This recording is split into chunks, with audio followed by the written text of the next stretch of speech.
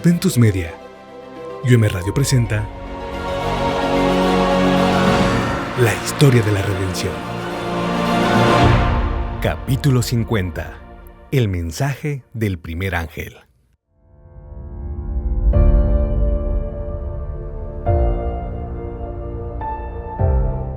La profecía del mensaje del primer ángel, revelada en la visión de Apocalipsis 14, encontró su cumplimiento en el movimiento adventista de 1840 a 1844. Tanto en Europa como en América, algunos hombres de fe y oración se sintieron profundamente conmovidos cuando su atención se concentró en las profecías. Y al examinar el registro inspirado, descubrieron evidencias convincentes de que el fin de todas las cosas estaba cerca. El Espíritu de Dios instó a sus siervos a dar la advertencia. El mensaje del Evangelio eterno se esparció por todas partes. Temed a Dios y dadle gloria, porque la hora de su juicio ha llegado. Doquier aparecieron los misioneros, se proclamaron también las buenas nuevas del pronto regreso de Cristo. En diferentes lugares se encontraron grupos aislados de cristianos que, únicamente por medio del estudio de las Escrituras, creyeron que el advenimiento del Salvador estaba próximo. En algunos lugares de Europa, cuyas leyes eran tan opresivas que prohibían la predicación de la doctrina adventista, los niños fueron impulsados a declararla y muchos escucharon la solemne advertencia. A Guillermo Miller y sus colaboradores les fue confiada la predicación del mensaje en los Estados Unidos, y la luz que encendieron sus labores resplandeció hasta en tierras distantes. El Señor envió a su ángel para que tocara el corazón de un granjero que no creía en la Biblia, a fin de inducirlo a escudriñar las profecías. Los ángeles de Dios repetidas veces visitaron a aquel escogido para guiar su mente y abrir a su comprensión las profecías que siempre habían sido oscuras para el pueblo de Dios. Se le concedió descubrir el comienzo de la cadena de la verdad y se lo indujo a buscar eslabón tras eslabón hasta que pudo contemplar, maravillado y admirado, la palabra de Dios. Vio la perfecta cadena de la verdad. La palabra que según él no era inspirada, ahora se abría ante sus ojos con su belleza y su gloria. Descubrió que una porción de las Escrituras explica la otra, y que cuando un pasaje le resultaba incomprensible, otra porción de la palabra se lo explicaba. Consideró la palabra de Dios con gozo y con el más profundo respeto y reverencia. Al continuar su examen de las profecías, descubrió que los habitantes de la tierra estaban viviendo en las horas finales de la historia de este mundo, pero que no lo sabían. Observó las iglesias y vio que estaban corrompidas, que habían trasladado sus afectos de Jesús al mundo, que estaban buscando honores mundanales en vez de los honores que vienen de lo alto, que luchaban por las riquezas terrenales en vez de depositar sus tesoros en el cielo. Pudo ver hipocresía, oscuridad y muerte por todas partes. Su espíritu se conmovió en su interior. Dios lo llamó para que abandonara su granja, así como llamó a Eliseo para que dejara sus bueyes en el campo de labor a fin de seguir a Elías. Con temor, Guillermo Miller comenzó a presentar ante la gente los misterios del reino de Dios, conduciendo a sus oyentes a lo largo de las profecías hasta el segundo advenimiento de Cristo. El testimonio de las Escrituras que señalaban la venida de Cristo en 1843 despertó gran interés. Muchos se convencieron de que los argumentos basados en los periodos proféticos eran correctos, y sacrificando su orgullo y su opinión personal, recibieron con gozo la verdad. Algunos ministros dejaron a un lado sus sentimientos e ideas sectarias, sus salarios y sus iglesias, y se unieron a los que proclamaban la venida de Jesús. Hubo pocos ministros, sin embargo, que aceptaron este mensaje. Por eso mismo, fue confiado mayormente a humildes laicos. Los granjeros dejaron sus campos, los mecánicos sus herramientas, los comerciantes sus mercaderías, los profesionales sus tareas, y a pesar de ello, la cantidad de obreros era pequeña en comparación con la obra que se debía realizar. La condición de una iglesia impía en un mundo sumido en la maldad abrumaba el alma de los verdaderos atalayas, y por eso voluntariamente soportaron trabajos, privaciones y sufrimientos para poder invitar a los hombres a fin de que se arrepintieran para salvación. Aunque sufrió la oposición de Satanás, la obra avanzó decididamente y muchos miles aceptaron la verdad del advenimiento.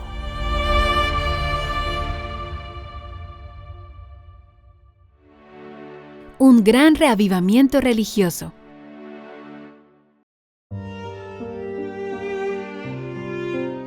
Por todas partes se oyó el penetrante testimonio que advertía a los pecadores, tanto mundanos como miembros de iglesia, para que huyeran de la ira venidera. Como Juan el Bautista, el precursor de Cristo, los predicadores hincaron el hacha en la raíz del árbol e instaron a todos a dar frutos dignos de arrepentimiento.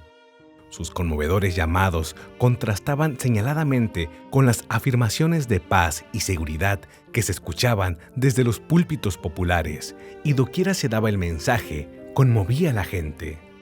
El sencillo y directo testimonio de las Escrituras, introducido en el alma por el poder del Espíritu Santo, resultaba tan convincente que pocos eran capaces de resistirlo totalmente. Los que profesaban ser religiosos descubrían que estaban confiando en una falsa seguridad. Vieron su apostasía, su mundanalidad, su incredulidad, su orgullo y su egoísmo. Muchos buscaron al Señor arrepentidos y humillados. Los efectos que por tanto tiempo habían depositado en las cosas terrenales, los depositaron entonces en el cielo. El Espíritu de Dios descendió sobre ellos, y con corazones ablandados y subyugados se unieron con los que proclamaban: Temed a Dios y dadle gloria, porque la hora de su juicio ha llegado. Los pecadores preguntaban llorando: ¿qué debo hacer para ser salvo? Aquellos cuyas vidas estaban manchadas por la deshonestidad anhelaban hacer restitución. Todos los que encontraban paz en Cristo ansiaban que otros compartieran esa bendición. Los corazones de los padres se volvieron a los hijos y los de estos a sus padres. Las barreras del orgullo y la reserva desaparecieron. Se hicieron confesiones sinceras y los miembros de la familia trabajaron para la salvación de sus seres queridos. A menudo se oían fervorosas intercesiones. Por todas partes había almas profundamente angustiadas que intercedían ante Dios.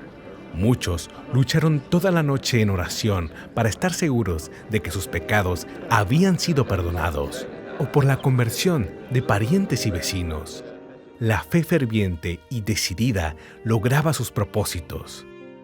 Si el pueblo de Dios hubiera continuado siendo tan importuno en la oración para presentar sus peticiones ante el trono de la gracia, tendría una experiencia mucho más rica de la que ahora posee.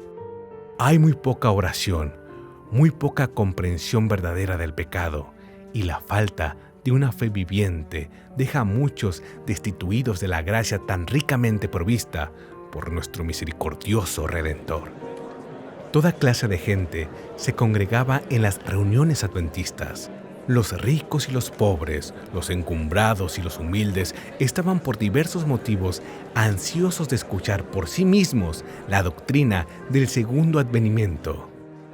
El Señor mantenía en jaque el espíritu de oposición mientras sus siervos exponían las razones de su fe. A veces los instrumentos eran débiles, pero el Espíritu de Dios daba poder a su verdad. La presencia de los santos ángeles se sentía en esas reuniones y muchos se unían diariamente a los creyentes. Cuando se repetían las evidencias del pronto regreso de Cristo, vastas multitudes escuchaban esas solemnes palabras en completo silencio. Parecía que el cielo y la tierra se acercaban. El poder de Dios se manifestaba entre los jóvenes, los ancianos y la gente madura. Regresaban a sus hogares con alabanzas en los labios y alegres voces resonaban en el aire tranquilo de la noche. Ninguno de los que asistió a esas reuniones podrá olvidar jamás esas escenas tan profundamente interesantes.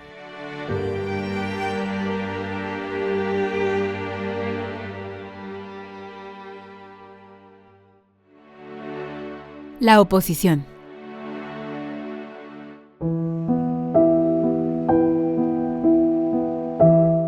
La proclamación de un momento definido para la venida de Cristo despertó la gran oposición de mucha gente de todas las clases, desde el ministro en el púlpito hasta el más osado pecador. Nadie sabe ni el día ni la hora, decía a la vez el hipócrita ministro y el burlador más atrevido. Cerraron sus oídos a las claras y armoniosas explicaciones del texto que daban los que se referían al fin de los periodos proféticos y a las señales que Cristo mismo había anunciado como pruebas de su advenimiento. Muchos de los que profesaban amar al Salvador declararon que no se oponían a la predicación de su venida, solo objetaban la fijación de un momento definido. El ojo de Dios, que todo lo ve, leía lo que había en los corazones. No querían escuchar que Cristo vendría para juzgar al mundo con justicia. Habían sido siervos infieles. Sus obras no podrían resistir la inspección del Dios que escudriña los corazones y temían encontrarse con su Señor. Como los judíos en ocasión del primer advenimiento de Cristo no estaban preparados para dar la bienvenida a Jesús, Satán y sus ángeles se regocijaron y vituperaron a Cristo y a sus santos ángeles porque su profeso pueblo lo amaba tan poco que no deseaba que regresara. Los atalayas infieles estorbaban el progreso de la obra de Dios. Cuando la gente comenzaba a inquietarse y a buscar el camino de la salvación, esos dirigentes se interponían entre ellos y la verdad y trataban de calmar sus temores mediante falsas interpretaciones de la palabra de Dios. A esa obra se unieron Satanás y los ministros no consagrados para clamar: paz, paz, cuando Dios no había hablado de paz. Como los fariseos de los días de Cristo, muchos no quisieron entrar en el reino de los cielos y se lo impidieron a los que estaban por entrar. La sangre de esas almas les será requerida. Por donde se proclamaba el mensaje de la verdad, los miembros de iglesias más humildes y consagrados eran los primeros en recibirlo. Los que estudiaban la Biblia por sí mismos no podían dejar de verificar el carácter antibíblico de las ideas populares acerca de la profecía, y donde la gente no era engañada por los esfuerzos del clero para confundir y pervertir la fe. Solo había que comparar la doctrina del advenimiento con las Escrituras para establecer su divina autoridad. Muchos fueron perseguidos por sus hermanos incrédulos. Para conservar sus cargos en la iglesia, algunos resolvieron mantener su esperanza en silencio, pero otros creyeron que la lealtad a Dios no les permitía ocultar las verdades que el Señor les había confiado. No pocos fueron separados de la comunión de la iglesia solamente por manifestar su creencia en la venida de Cristo. Muy preciosas fueron las palabras del profeta para quienes soportaron la prueba de su fe. Vuestros hermanos que os aborrecen y os echan fuera por causa de mi nombre dijeron: Jehová sea glorificado, pero Él se mostrará para alegría vuestra, y ellos serán confundidos. Los ángeles de Dios observaron con profundo interés cuál sería el resultado de esta amonestación. Cuando las iglesias en conjunto rechazaron el mensaje, estos se apartaron de ellas con tristeza. Pero había numerosos miembros que aún no habían sido probados en cuanto a la verdad del advenimiento. Muchos fueron engañados por sus esposos, esposas, padres o hijos, y fueron inducidos a creer que era pecado escuchar las herejías que enseñaron la orden de velar fielmente por esas almas, porque otra luz había de brillar sobre ellos, proveniente del trono de Dios.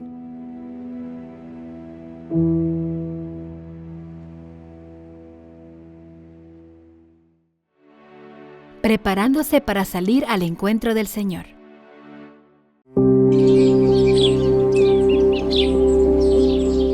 Con inefable anhelo, los que habían recibido el mensaje aguardaban la venida de su Salvador. El tiempo cuando lo esperaban ya estaba cerca. Se aproximaron a esa hora con calma y solemnidad. Descansaron en dulce comunión con Dios como un anticipo de la paz que gozarían en el glorioso porvenir. Ninguno de los que experimentó esa esperanza y esa confianza podrá olvidar esas preciosas horas de espera. En la mayor parte de los casos, los negocios mundanales fueron puestos a un lado por algunas semanas. Los creyentes examinaron cuidadosamente cada pensamiento y cada emoción de sus corazones como si estuvieran en sus lechos de muerte y en pocas horas debieran cerrar los ojos a las escenas terrenales. No se hicieron vestidos de ascensión, pero todos sintieron la necesidad de gozar de una evidencia interna de que estaban preparados para encontrarse con su Salvador. Sus vestiduras blancas eran la pureza del alma y los caracteres limpios de pecado gracias a la sangre expiatoria de Cristo. Dios quiso probar a su pueblo. Su mano ocultó un error en el cómputo de los periodos proféticos. Los adventistas no lo descubrieron, ni tampoco lo hicieron sus más instruidos oponentes. Estos decían: el cálculo de los periodos proféticos es correcto. Un gran acontecimiento está a punto de ocurrir, pero no es lo que el señor Miller predice. Es la conversión del mundo y no el segundo advenimiento de Cristo. El momento de la expectativa pasó y Cristo no apareció para liberar a su pueblo. Los que con fe sincera y amor esperaron a su Salvador sufrieron una amarga desilusión. Pero el Señor había cumplido su propósito, había probado los corazones de los que profesaban esperar su venida. Muchos entre ellos habían actuado por un motivo que no era más elevado que el temor. Su profesión de fe no había afectado ni sus corazones ni sus vidas. Cuando el acontecimiento esperado no ocurrió, declararon que no estaban chasqueados. Nunca habían creído que Cristo pudiera venir. Fueron los primeros en reírse de la pena de los verdaderos creyentes. Pero Jesús y toda la hueste celestial consideró con amor y simpatía a los probados, aunque decepcionados fieles. Si se hubiera podido descorrer el velo que separa al mundo visible de lo invisible, habrían visto a los ángeles aproximándose a esas almas perseverantes para protegerlas de los dardos de Satanás. Este audiolibro es una producción de Adventus Media y UM Radio, tomado de la traducción del libro La Historia de la Redención, escrito por Elena G. de White.